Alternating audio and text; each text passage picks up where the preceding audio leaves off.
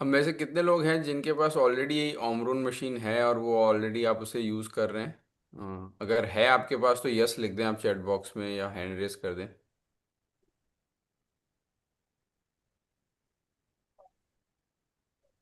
Okay. तो basically मुझे लगता है मेजोरिटी ऑफ हम में से सभी लोग ऑलरेडी परिचित हैं ना ऑमरून मशीन को कैसे यूज़ करना है। जी, सो हमें पता है कि ऑमरून मशीन को कैसे यूज़ करना है। हम अभी आज उसको डिस्कस नहीं करेंगे कि मशीन के ऊपर रीडिंग कैसे लेनी है, मेजरमेंट कैसे लेना है, या अगर आपने नई मशीन खरीदी है तो उसको सेटअप कैसे करना है। वो सारी चीज़ अगर आप जानना चाहते हैं तो साकेत सर ने बहुत ही अ, छोटे से क्विक यूट्यूब वीडियो रिकॉर्ड किए हुए हैं। तो आप उन यूट्यूब वीडियोस को देख सकते हैं और आपको वहाँ से वो पूरी जानकारी मिल जाएगी। तो वो वीडियो के लिंक भी ग्रुप में आपको मिल जाएंगे। अभी हम थोड़ा सा बढ़ते हैं, हमारा जो आज का टॉपिक है जिसके अंदर समझते हैं कि बेसिकली ये ऑमरन मशीन काम कैसे करती है। और कई बार क्या होता है कि जैसे आप कहीं हेल्थ कैंप कर रहे हैं या किसी को आप अपना मशीन के थ्रू टेस्ट करने के लिए बोलते हैं तो उन्हें समझ में ही नहीं आता कि ये मशीन क्या कर लेगी। उनको लगता है कोई वेट मशीन है। ऐसा हुआ है किसी के साथ? उनको लगता है कि ये वजन करने की सिर्फ मशीन है ना। तो उनको थोड़ा सा टेक्निकली भी हमें भी पता होना चाहिए और हमें बताना भी चाहिए कि ये मशीन क्या है और किस तरीके से काम करती है। सो कोई बताना चाहेगा कि क्या किस सिद्धांत के ऊपर ये मशीन काम करती है? थोड़ा सा हम इंटरेक्टिव ही रखेंगे, नहीं तो ये बहुत जैसे लेक्चर वाला ऐसे हो जाएगा है ना, बहुत ज़्यादा स्कूल वाली फीलिंग आने लग जाएगी। तो कोई भी बताना चाहे कि ये मशीन की क्या टेक्नोलॉजी क्या है, ये कैसे बता देती है आपका fat, muscle, body sir, weight. Use तो बहुत किया है बट मुझे इसके पीछे का टेक्निक नहीं पता। मैं भी वंडर करती हूँ कि ये कैसे मसल मास और ये सब कैसे फाइंड आउट करता है। तो मुझे इसका प्रिंसिपल पता ही नहीं कि ये किस तरह से ये निकालता है, कैसे काम करता है, ये नहीं पता सर। जी जी, तो वहीं से हम अपनी बात को शुरू करते हैं कि ये काम कैसे करता है। बहुत ज़्यादा टेक्निकल नहीं जाएंगे, लेकिन एक होता टेक्निकल नाम पता होने से क्या होता है कि आपके क्लाइंट के ऊपर आपका एक बहुत राइट इंप्रेशन पड़ता है। तो नाम पता होना ज़रूरी है। तो मैं एक बार क्विकली स्क्रीन शेयर करता हूँ, आप इसका स्नैपशॉट भी ले सकते हैं सो दैट आप बाद में इसको रेफर कर सकें। कैसे काम करता है हमरोन ना, एक कॉन्सेप्ट है जिसको कहते हैं bio electrical impedance analysis, BIA। मैं फिर रिपीट कर देता हूँ, बायो इलेक्ट्रिकल इम्पीडेंस एनालिसिस। ये बहुत ही सिंपल सरल सा कॉन्सेप्ट है। ऑमरॉन मशीन क्या करता है, एक बहुत ही लो और एक सेफ इलेक्ट्रिक सिग्नल जो है वो यूज़ करता है। जब हम उस पर खड़े होते हैं तो हमारे जो बॉडी पार्ट हैं उनके उनके थ्रू एक बहुत ही सेफ इलेक्ट्रिक सिग्नल हमारी बॉडी के अंदर ट्रांसफ़र होता है। और हमें सबको पता है कि जो इलेक्ट्रिक सिग्नल है, वाटर है जो उसका एक अच्छा कंडक्टर होता है। तो हमारी बॉडी के अंदर अलग अलग टिश्यूज़ की अलग अलग वाटर कंपोजिशन होती है। जैसे जो मसल होता है वो बहुत ज़्यादा वाटर रिच होते हैं, मोर देन 75% उसमें वाटर होता है। तो जब करंट जो वो लो करंट जब आमरोन मशीन से पास होता है तो मसल्स के अंदर उसको ज़्यादा इम्पिडेंस या एकदम कॉमन भाषा में बोलें तो रेजिस्टेंस नहीं मिलता है उसको, वो इजीली फ्लो हो जाता है मसल के अंदर से करंट। लेकिन जो फैट होते हैं उनके अंदर पानी बहुत कम होता है। तो जब उसकी वजह से क्या होता है कि फैट के थ्रू करंट जो है वो इजीली ट्रांसफर नहीं हो सकता। तो वहाँ पे उसको रेजिस्टेंस मिलता है ना, एक काइंड ऑफ एक स्पीड ब्रेकर करंट को मिलता है। तो वो करंट पास नहीं हो पाता। और उसके साथ साथ जब हम पार्टिसिपेंट की एज को और हाइट को और जेंडर को उस मशीन के अंदर एंटर करते हैं तो एक उनका प्रोप्राइटरी एल्गोरिदम होता है जो इस करंट की रीडिंग को प्लस पार्टिसिपेंट के एज, हाइट, वेट की रीडिंग को, जेंडर को, इन सब को कंसिडर करते हुए वो पूरा एनालिसिस देता है। तो ये एक बहुत ही हाई लेवल पे बेसिक हमने समझा कि काम कैसे करता है। इसके अंदर किसी का कोई सवाल हो या कोई चीज़ जो क्लियर ना हुई हो? तो अगर क्लियर हो गई है तो कौन बताएगा कि कैसे काम करता है ये?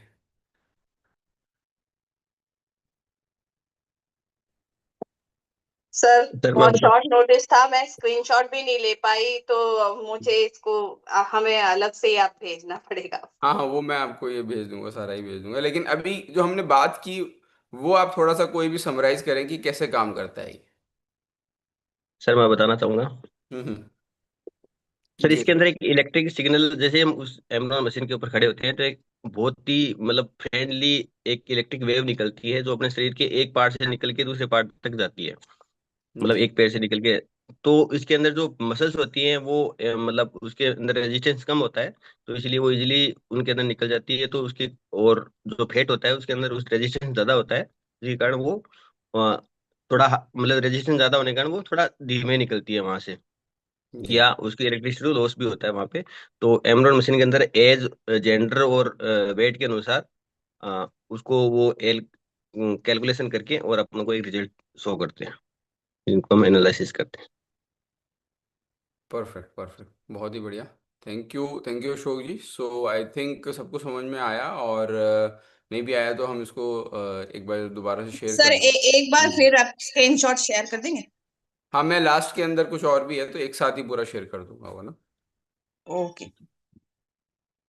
चलिए, तो अब हमें ये समझ में आ गया, हम अपने क्लाइंट को एटलीस्ट ये बता पा रहे हैं कि भाई ये मशीन सिर्फ वेट मशीन नहीं है, ये एक बहुत ही सोफिस्टिकेटेड एनालाइजर है जो कि आपको हेल्प करेगा आपके डिफरेंट। वेट मशीन क्या बताता है? सिर्फ क्वांटिटी बताता है, वजन। उसके अंदर मसल का भी वजन होता है, फैट का भी वजन होता है, हड्डियों का भी होता है, सबका वजन होता है। लेकिन ओमरोन आपको क्वालिटी बताता है कि आपके वजन की क्वालिटी कैसी है ना। तो ये एक बहुत की डिफरेंशिएटर है जो हम अपने क्लाइंट को बता सकते हैं कि ये सिर्फ वेट मशीन नहीं है। इसके द्वारा आपको अपनी पूरी बॉडी की जो कंपोजिशन है वो समझ में आएगी। और ये जो बॉडी कंपोजिशन है इसका डायरेक्ट लिंक होता है हमारे लाइफस्टाइल से जुड़ी हुई जो डिजीजेज हैं, जो हमारी मेटाबॉलिक हेल्थ है, उनसे डायरेक्टली हम इस कंपोजिशन के थ्रू उसे पता कर सकते हैं। एक और सवाल आता है बिफोर वी डीप डाइव, हम समझें इसके पैरामीटर को। दो तरीके के क्लाइंट मिलते हैं। एक तो कहते हैं कि हम तो ब्लड रिपोर्ट कराते रहते हैं तो हमारे को इसकी क्या ज़रूरत है। और कुछ लोग कहते हैं कि मतलब कि हमने ब्लड रिपोर्ट नहीं कराई है मान लो, है ना, तो हम ब्लड रिपोर्ट करा लेंगे, इसको कराने से क्या होगा, काइंड ऑफ, है ना, कि मतलब कॉमन क्वेश्चन ये होता है कि भाई ब्लड रिपोर्ट और इसके अंदर हम क्या डिफरेंशिएटर बता सकते हैं, या कैसे ये इनफैक्ट जब हम बात करते हैं कई बार कि ये ब्लड रिपोर्ट से भी ज़्यादा इंपॉर्टेंट रिपोर्ट बोलते हैं हम लोगों को, तो उस चीज़ को हम कैसे जस्टिफाई कर सकते हैं? क्या क्या हमें इंसाइट देनी चाहिए अपने क्लाइंट को कि उनको समझ में आए कि ब्लड रिपोर्ट से भी कुछ इंपॉर्टेंट मार्कर्स आपको इसमें से समझ में आएंगे इस रिपोर्ट के अंदर। जी विनोद जी। जी sir, good morning and good morning everyone. So sir, अभी तक जैसा जो भी नॉलेज हमारे पास है उसमें यही हम बताते हैं उसको कि, और कई बार रियलिटी होती भी है कि कोई भी जैसे डिजीज की हम बात करते हैं, जैसे ब्लड रिपोर्ट से हम जनरली इंडिकेट करते हैं, अच्छा ब्लड रिपोर्ट में डायबिटीज आ गया और यार मेरे को डायबिटीज हो गया, जिसको भी आता है। तो उसको हम यही बताते हैं कि कोई भी डिजीज ब्लड रिपोर्ट में इंडिकेट होगी उससे पहले it will take, depend on the lifestyle किसकी कैसे, बट 7 8 और समटाइम 10 ईयर्स ऑल्सो, कि आपकी ब्लड रिपोर्ट में वो डिजीज इंडिकेट हो कि हाँ ये डिजीज बन गई है।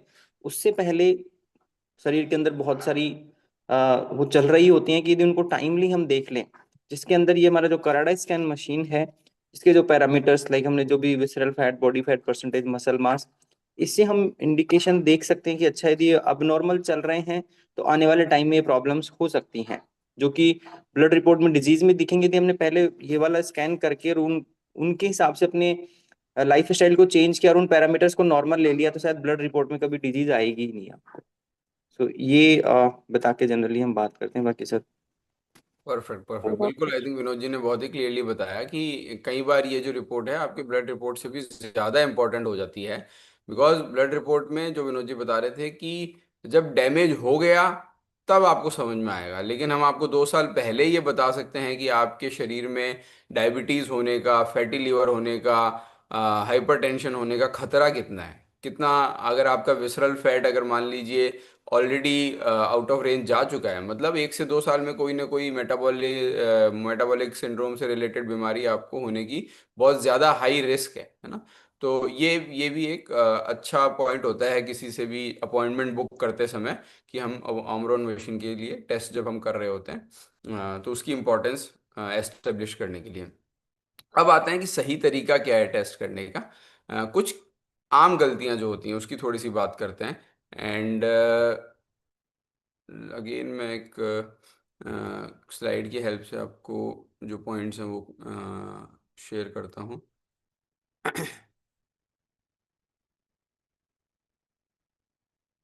कई बार लोग क्या होता है कि सॉक्स पहन के मशीन पे आना चाह रहे होते हैं, तो उनको हमें क्लियरली बताना होता है कि भाई आपको जो नंगे पाँव हैं उसी के ऊपर आप जब आएंगे तभी वो जो राइट रीडिंग है वो आएगी। तो हमेशा बेयर फुट मेजरमेंट करना है। कई बार आपने फेस किया होगा अगर आप टेस्ट करते होंगे तो, कि रीडिंग ही नहीं आती, एरर आने लग जाती है। मशीन पे खड़ा होता है, मेरी रीडिंग सही आ रही है लेकिन दूसरे वाले की नहीं आ रही। तो उस केस में ये होता है कि कई बार या तो पाँव उनके साफ नहीं होते या फिर बहुत ड्राई होते हैं, तो वो मॉइस्चर चाहिए होता है उस केस में।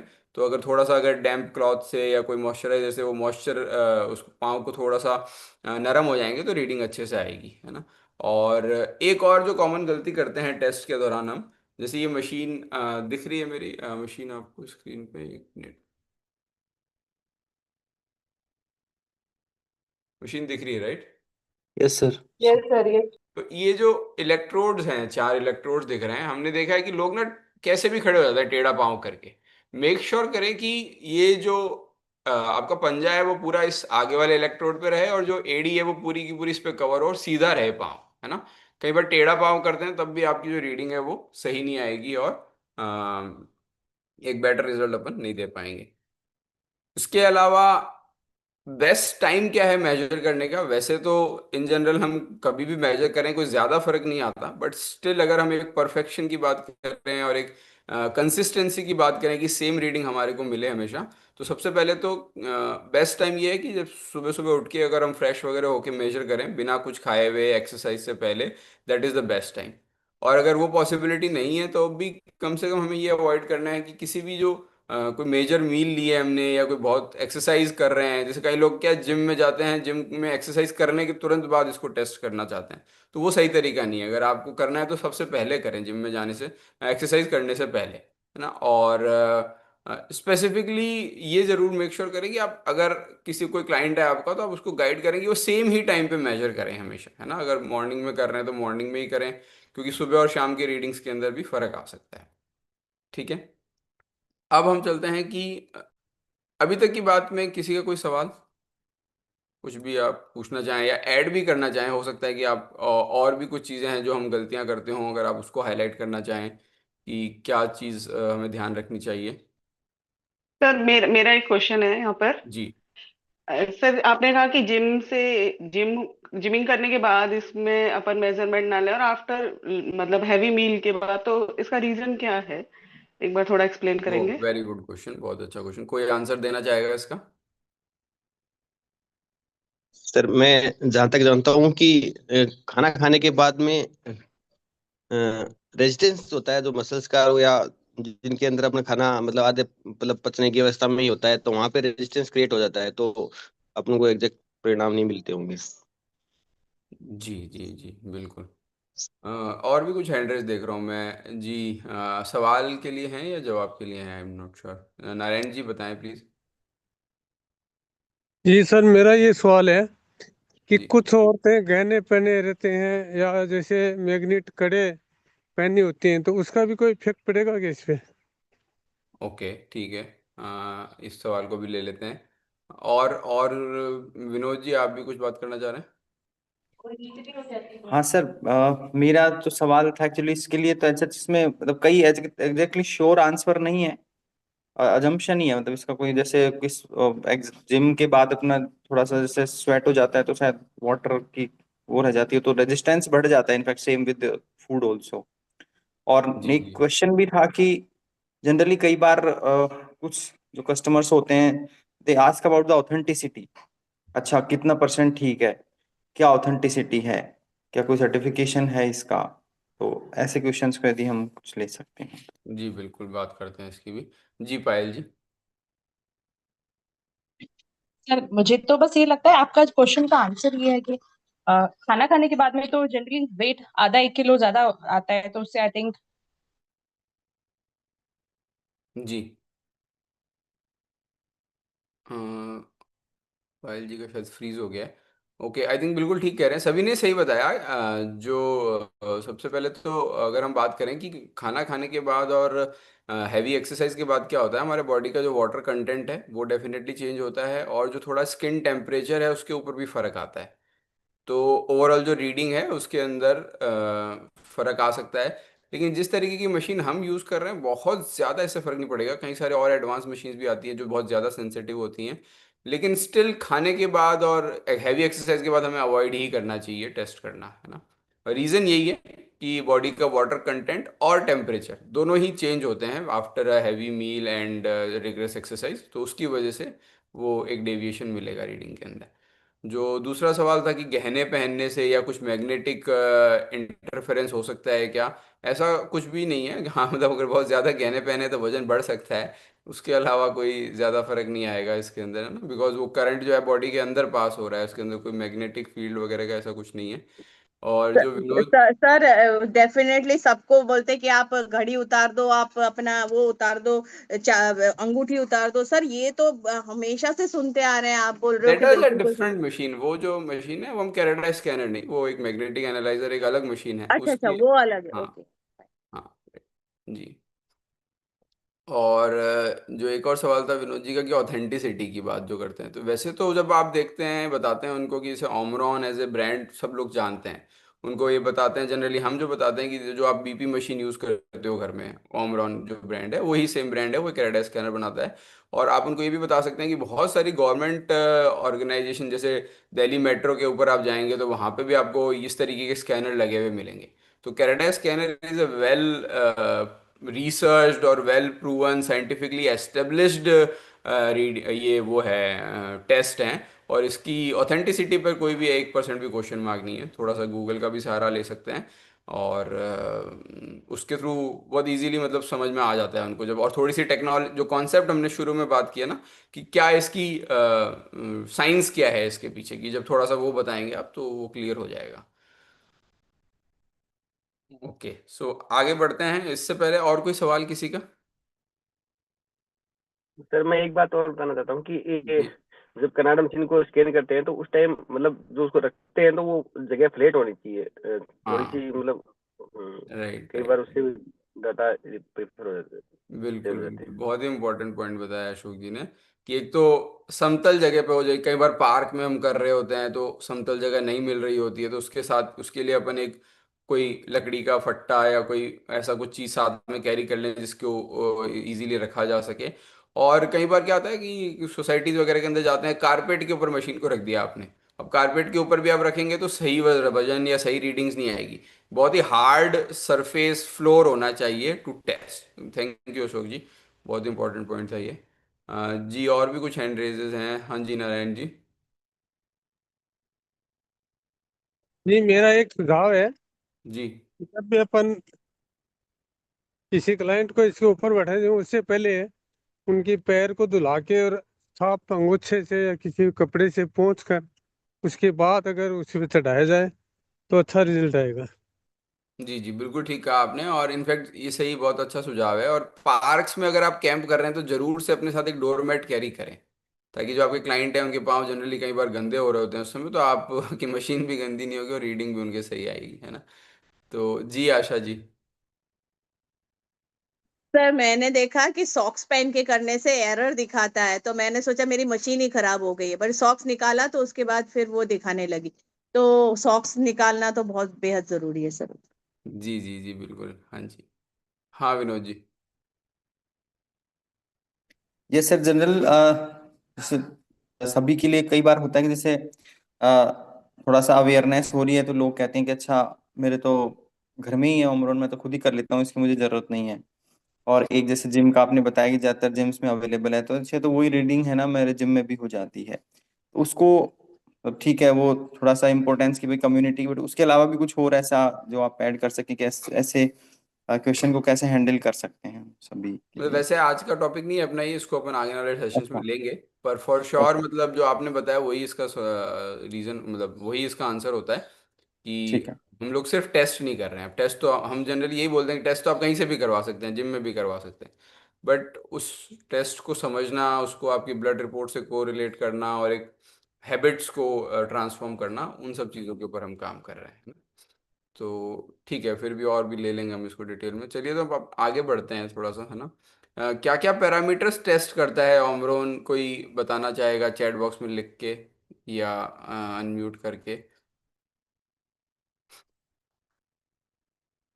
हाँ सर, मैं चलिए बताना तो चाहूंगा। मैं, हाँ जी प्लीज़ बताएं। एक तो विजुअल फेट करता है, एक फेट मास करता है, एक मसल्स मास करता है, एक स्केलेटन नहीं करता, और उसके अलावा वेट करता है, और एक रेस्टिक मेटाबॉलिज्म वाला ये करता है।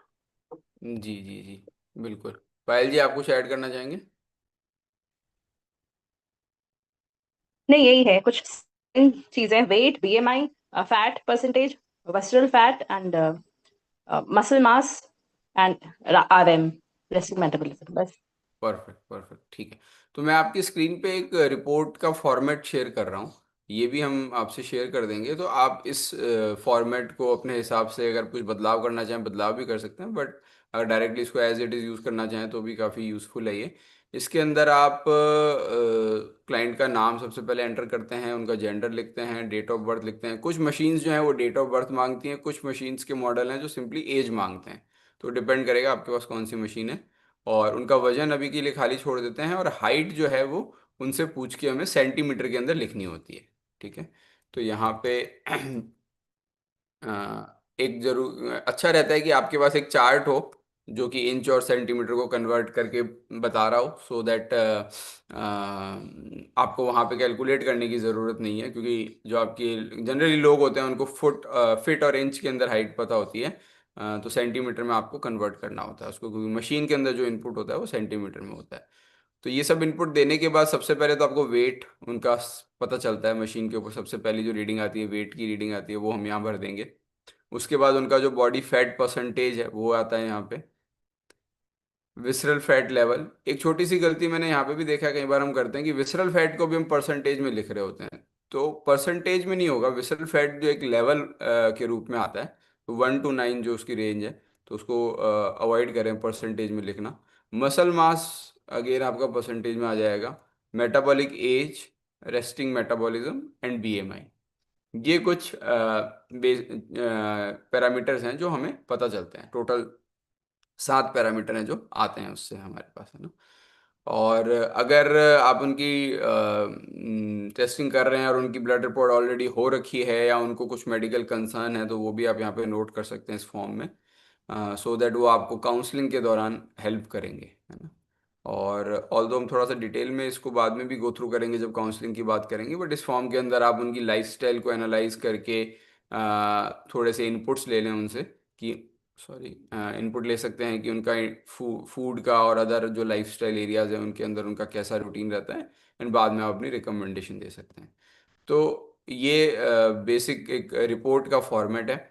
अब अगर हम बात करें थोड़ा सा कि इनकी रेंज की, अगर हम बात करें कि बॉडी फैट का, विसरल फैट का, मसल मास का क्या रेंज होना चाहिए काउंसलिंग के लिए, तो शुरू में ज़रूरी नहीं है कि आपको ये याद हो, है ना। इसके लिए भी आप एक छोटा सा प्रिंट आउट अपने पास रखें, और चाहे तो उसको अपनी मशीन के साथ ही कहीं पे चिपका भी सकते हैं। और यहाँ पे आपको जो ओमरॉन की जब आप मशीन लेते हैं तो मशीन के साथ ही ये रेंज आ जाती है ना। इसको थोड़ा सा अभी हम समझ लेते हैं, डिसाइफर कर लेते हैं कि बीएमआई का हमें पता है, बीएमआई क्या होता है, हाइट और वेट का जो अनुपात होता है उसके हिसाब से।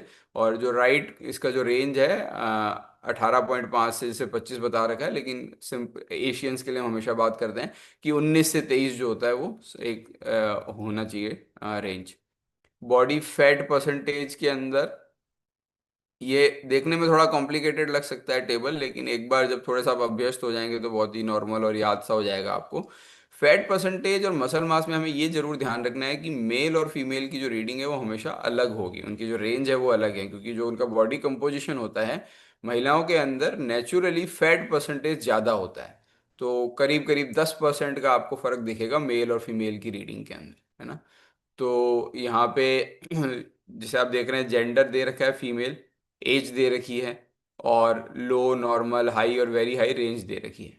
तो जैसे फॉर एग्जांपल कोई महिला है जिनकी उम्र 40 साल है, तो हम ये देखेंगे 40 से 59 के लिए उनका जो नॉर्मल फैट परसेंटेज होना चाहिए, बॉडी फैट परसेंटेज की बात कर रहे हैं हम, विसरल फैट की नहीं, तो ये 23 से लेके 33.9, है ना, इस रेंज में होना चाहिए।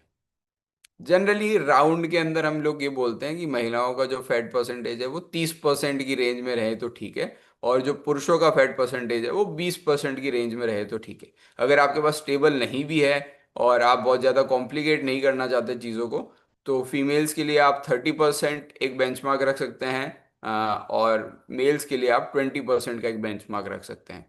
एग्जैक्ट डेटा आपको यहाँ से मिल जाएगा। और सेम मसल मास की अगर हम बात करें तो वो उसके अंदर भी एज और आपका जेंडर के हिसाब से मसल मास जो है वेरी करता है। अगेन फीमेल्स के लिए हम बात करते हैं हमेशा कि 25 से 30% का मसल मास ठीक है, और पुरुषों के लिए 35% प्लस होना चाहिए मसल मास, है ना। 35 या 35 से ऊपर जो भी है वो अच्छा है। तो और फीमेल्स के लिए 30 के अराउंड कम से कम हो रहे, है ना। सो ये मसल मास का और बॉडी फैट का जो ओवरऑल रेंज है उसकी हमने बात करी।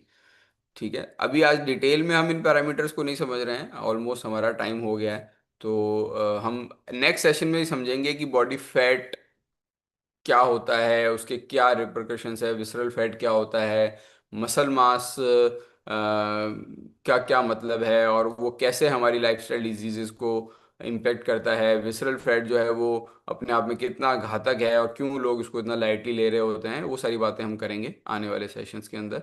अभी के लिए आज के इस डिस्कशन को हम यहीं पे कंक्लूड करते हैं। अगेन कोई सवाल है तो आप प्लीज़ शेयर करें, अदरवाइज फिर हम जो नेक्स्ट सेगमेंट है हमारा उस पर चलते हैं। सर फर्स्ट स्लाइड शेयर कर दें। हाँ, वो मैं अभी इमीडिएटली कर दूंगा। ओके, और कोई सवाल किसी का? चलिए, तो मेरे पास एक सवाल है। हमने एक नाम लिया था टेक्नोलॉजी का, कि क्या क्या टेक्नोलॉजी या क्या साइंस है जो यूज़ होती है इस ओमरोन कैराडा स्कैनर के अंदर? टेक्निकल नाम क्या था उसका?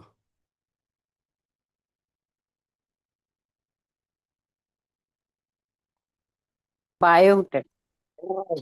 सर बायो इलेक्ट्रिकल इम्पीडर, हाँ, ऐसा ही कुछ था सर। जी जी, बिल्कुल। Bioelectrical impedance analysis. Right right, perfect perfect Swati ji, सभी बिल्कुल सही। सो मैं भेज भी देता हूँ इसको चैट पे, और ये मैं अभी शेयर भी कर दूंगा, ठीक है। Bio electrical impedance analysis. और मसल्स ज़्यादा रेजिस्टेंस देते हैं या फैट ज़्यादा रेजिस्टेंस देते हैं करंट को? Fat. Fat. Fat. Right, okay. और कुछ कॉमन गलतियां, कोई 3 गलतियां जो हमें अवॉइड करनी चाहिए ड्यूरिंग टेस्ट? सर मैं बताऊं? जी पूनम जी, हाँ जी। सर एक तो अपने कडाना जो स्कैन है उसके ऊपर प्रॉपर तरीके से अपने को खड़े होना है, कि जो पंजे हैं जो अपने मार्क बने हुए हैं ना सिल्वर कलर के, वो प्रॉपर आगे पीछे अपने उसी पे अपने को खड़ा होना है। और सॉक्स नहीं पहनने हैं, और हमारे पैरों में मतलब गंदगी ना हो। ये सर। जी, perfect thank you. Perfect perfect, बिल्कुल बिल्कुल। ओके। और ब्लड रिपोर्ट और कैराडा स्कैनर दोनों में, कैराडा स्कैनर कैसे आपको ज़्यादा हेल्प कर सकता है कई बार ब्लड रिपोर्ट के मुकाबले? मैं बताती हूँ। जी मैं बताऊँ। जी, बताएं प्लीज़। शायद शारदा दीदी ने बोला था। जी शारदा दीदी।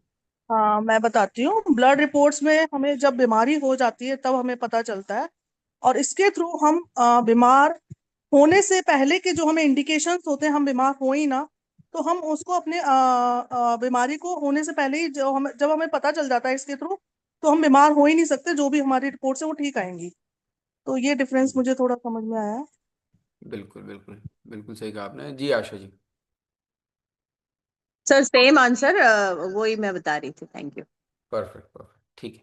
चलिए, तो थैंक यू सो मच, बहुत मज़ा आया बात करके सबसे, और सबने पार्टिसिपेट किया। और अभी हम I will hand it over again to our host Mohan sir, जो हमारी कोर बिजनेस के अराउंड जो टीचिंग्स हम करते हैं उसके लिए। तो सर एक मिनट, हेलो थैंक यू हाँ जी, हाँ हाँ जी। जी। सर, मैं ये पूछ रही थी, ये मतलब मशीन मार्केट में मिल जाएगी सर? हाँ, ये मशीन आपको अमेजन के द्वारा आपके घर पर डिलीवर हो जाएगी। मार्केट का मैं कह नहीं सकता एग्जैक्टली कहाँ मिलेगी, लेकिन जनरली हम अमेजन से ही इसको बाय कर लेते okay sir, thank you sir. हैं। वेलकम।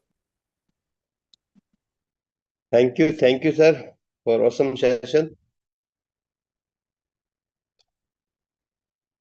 तो आगे की जो एक्टिविटी है, जैसे जो हम बिजनेस एक्टिविटी की बात करते हैं, तो जिसने भी कोई बिजनेस एक्टिविटी की है या पिछली कोई मीटिंग बुधवार की अटेंड की है, उसमें से कोई कोई ट्रेनिंग अटेंड की है, उसमें से कोई शेयर करना चाहे।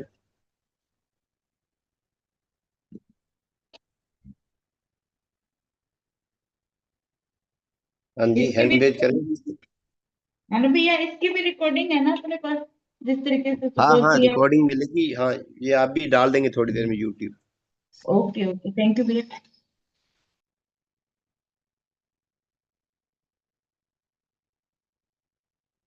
कोई भी एक्टिविटी किसी ने की है, शेयर करें।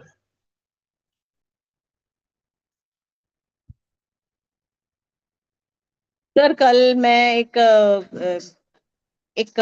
गुरुग्राम पुलिस की तरफ से एक लॉन्च था सर, डिजिटल सहेली करके, जिसके अंदर हम साइबर क्राइम की बात कर रहे थे वहां पर।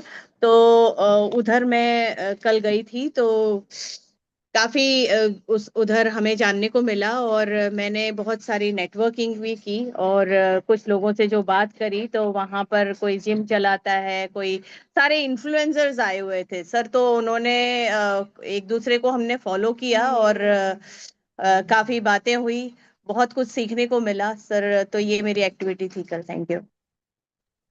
Thank you.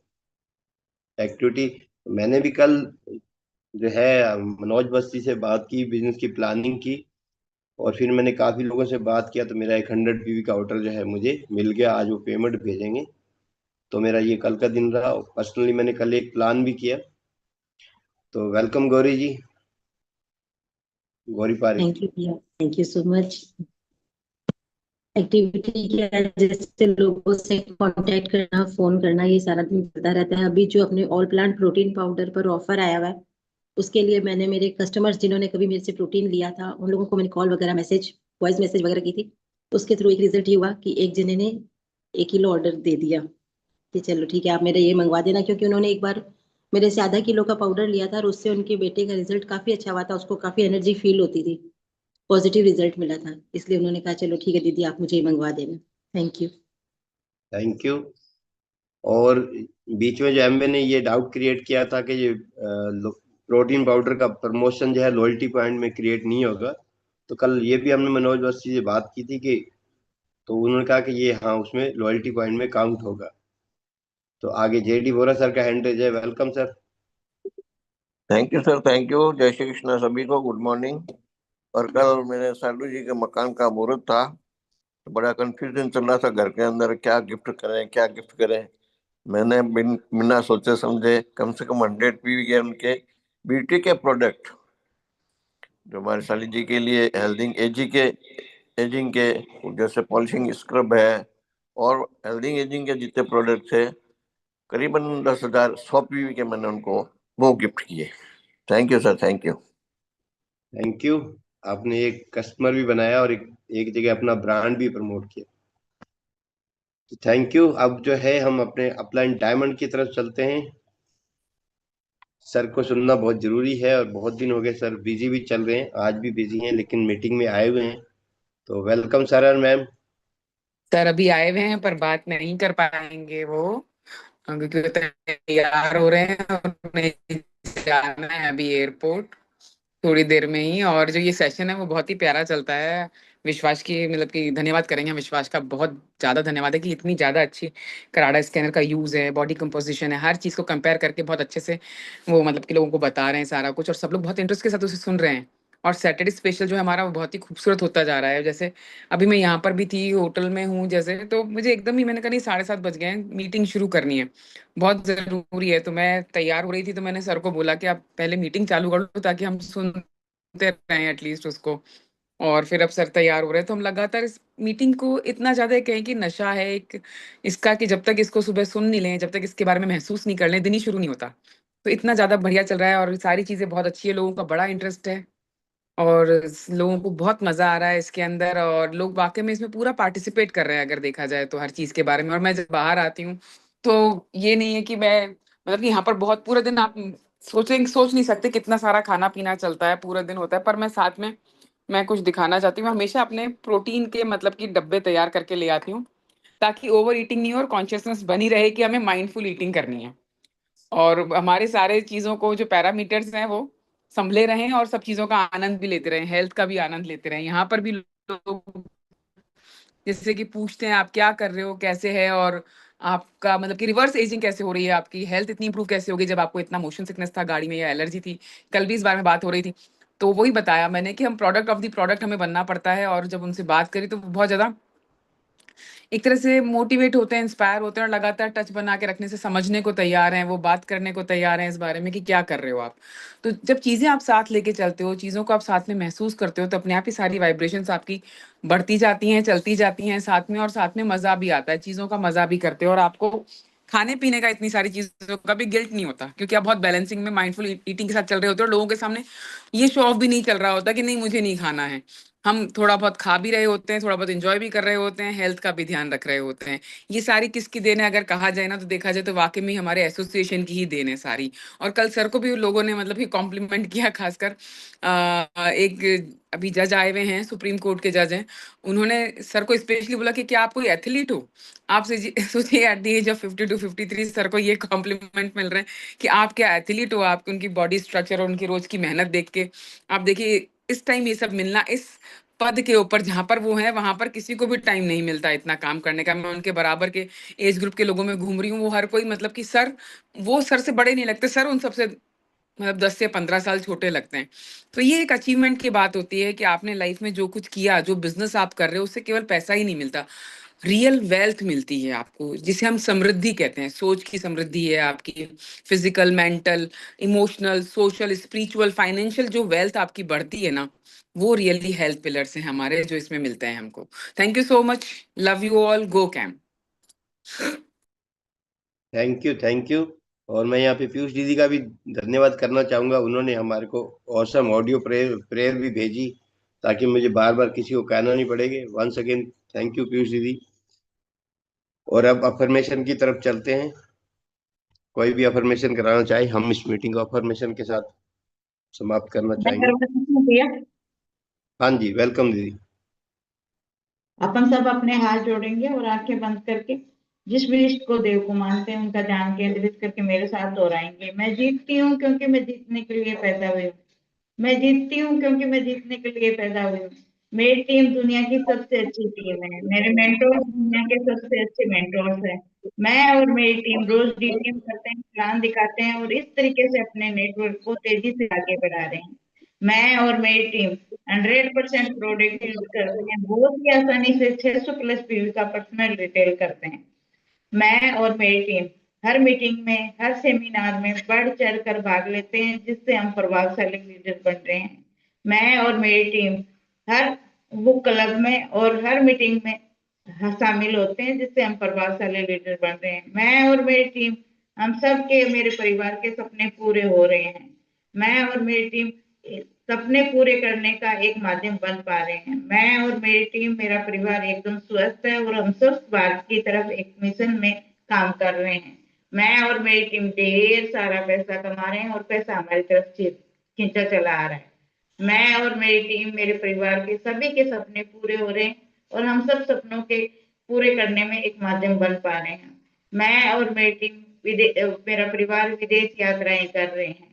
मैं और मेरी टीम और मेरे परिवार की हर साल पिन चेंज हो रही है और मैं और मेरी टीम बहुत जल्दी पिन चेंज कर रहे हैं। Thank you God, I am a diamond. Thank you God, I am a diamond. Thank you God, I am a diamond.